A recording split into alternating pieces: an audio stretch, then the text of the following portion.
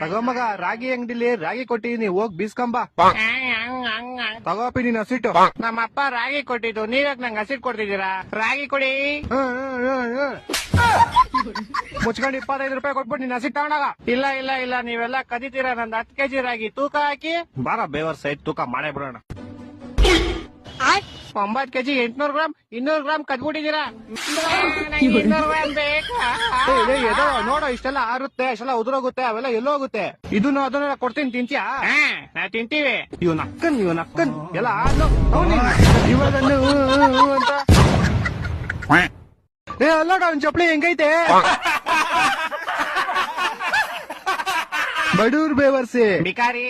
ಇಲ್ಲ ನನ್ ಬ್ರಾಂಡೆಡ್ ಹೆಂಗೈತೆ ಬಿಸ್ಲರಿ.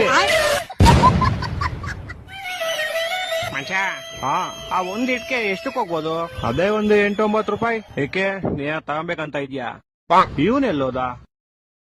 18 19 ಮಚ್ಚ, ಕ್ವಾರ್ಟರ್ ದುಡ್ಡಾಯ್ತು. ಇನ್ನೊಂದೇಳ್ ತಗೊಳ್ಳೋ.